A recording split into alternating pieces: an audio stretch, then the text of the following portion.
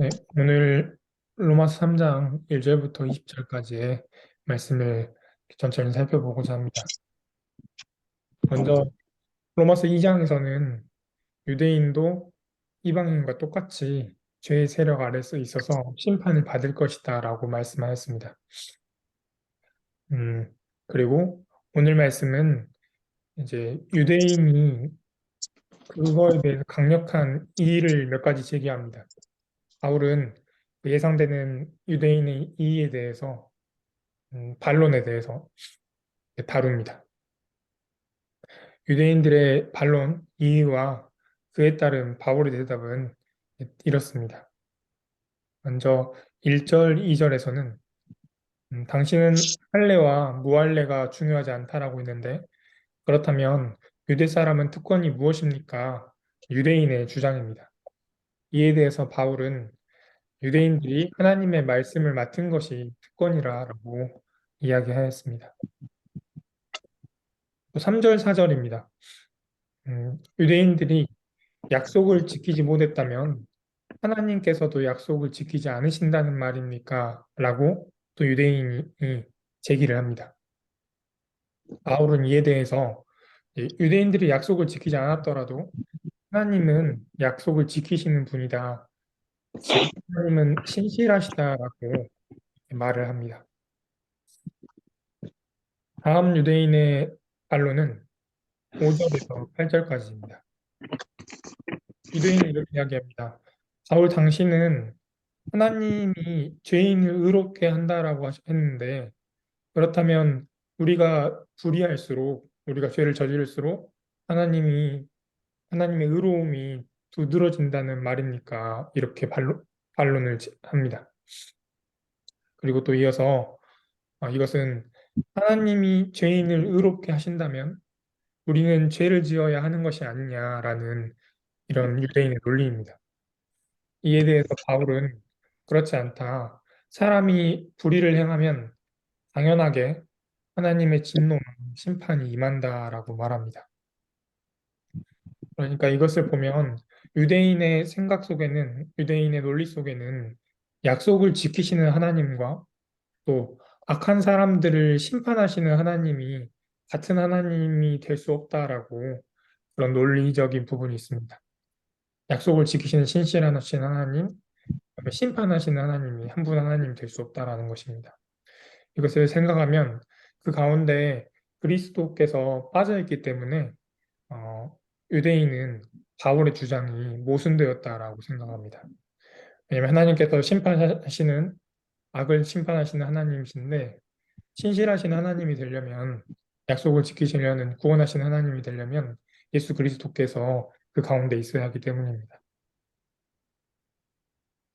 이렇게 유대인들의 반론에 대해서 바울이 대답을 하였음에도 유대인은 납득하고 수긍하지를 못합니다. 그래서 바울은 유대인들이 정말 중요하게 생각하는 율법에 대해서 이야기해서 유대인들도 죄의 세력 아래 있음을 나타내고자 하였습니다. 유대인들은 율법을 소유함으로 자신들이 이방인과 다르다라고 생각했기 때문입니다. 그에 대한 말씀이 9절부터 이어집니다. 9절에서 바울은 이렇게 이야기합니다. 유대 사람이 이방 사람보다 낫습니까? 그렇지 않습니다. 유대 사람이나 그리스 사람이나 다 같이 죄 아래 있음을 우리가 이미 지적하였습니다. 그리고 10절부터 성경의 말씀들을 가지고 와가지고 성경에서 이렇게 말하였다는 것을 제시합니다. 그 중에 몇 가지만 보면 성경에서 의인은 없다라고 말합니다. 한 사람도 없다고 말합니다. 깨닫는 사람도 없고 하나님을 찾는 사람도 없습니다. 모두가 곁길로 빠져서 쓸모가 없게 되었습니다. 이렇게 성경의 말씀들이 18절까지 이어집니다. 그리고 19절은 말합니다. 율법에 있는 모든 말씀이 율법 아래 사는 사람들, 그러니까 유대 사람들을 말한 것입니다. 그것을 우리는 알고 있습니다. 율법은 그 율법 아래 사는 유대인들에게 주어졌다라는 것입니다. 그 율법이 무엇이라 말한 것이냐면 10절부터 18절까지의 예시로 들었던 그 성경의 말씀들이 모든 성경의 말씀들이 말하기를 모든 사람이 죄인이라고 말하는 것입니다. 그래서 율법은 온 세상을 하나님 앞에서 유죄 그리고 죄인으로 드러내려는 것입니다. 20절에서는 율법의 행위로는 하나님 앞에서 의롭다라고 인정받을 사람이 아무도 없다라고 말합니다. 율법으로는 죄를 인식할 뿐입니다. 라고 말합니다. 아무리 율법을 소유하고 있고 그것을 준수하는 유대인들이더라도 그것으로는 의롭게 될 수 없음을 말합니다. 율법은 오히려 유대인들도 죄 아래 있다라는 사실을 알려줄 뿐입니다. 그래서 정말 율법을 중요하게 생각하는 유대인들에게 율법을 통해서 유대인들도 죄 아래 있다라는 사실을 바울은 말하였습니다. 네, 오늘 말씀을 통해서 유대인들의 논리와 사고 속에는 빠져 있는 것이 두 가지 있는 것을 보았습니다. 먼저는 그들에게 예수 그리스도가 빠져 있었습니다. 그래서 신실하신 하나님과 악을 심판하신 하나님이 일치할 수 없었습니다. 두 번째로는 유대인들도 죄인이라는 사실이 유대인들에게 빠져 있었습니다. 오늘 말씀을 보면서 우리도 그 두 가지가 빠져 있지 않은지를 돌아봅니다. 우리의 생각과 우리의 생활 속에 예수님이 빠져 계시기 때문에 하나님을 온전하게 이해하지 못하는 것은 아닌가 우리의 모습을 돌아보고 또 예수님께서 없기 때문에 우리의 생활들이 모순되는 것은 아닌가라고 생각해 봅니다. 그리고 우리가 죄인이라는 사실도 우리 삶 속에 빠져 있지는 않은가 돌아봅니다.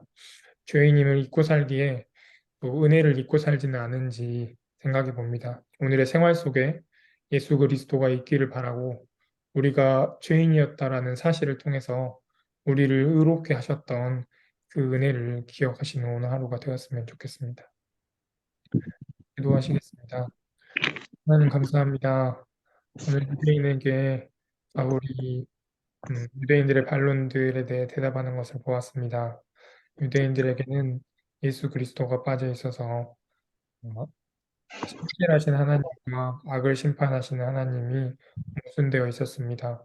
그리고 또 그들에게 빠져 있던 것은 유대인들 자신도 죄인이었다라는 사실입니다. 하나님, 우리의 삶을 돌아보면서 우리의 생활 속에 예수 그리스도가 빠져 있는 것은 아닌지, 그리고 또 우리가 죄인이라는 사실을 잊고 살아가는 것은 아닌지 생각해 보게 하여 주십시오. 그리고 또 주신 은혜를 기억하여서 은혜 속에 머무는 오늘 하루 되게 하여 주십시오. 예수님의 이름으로 기도합니다. 네.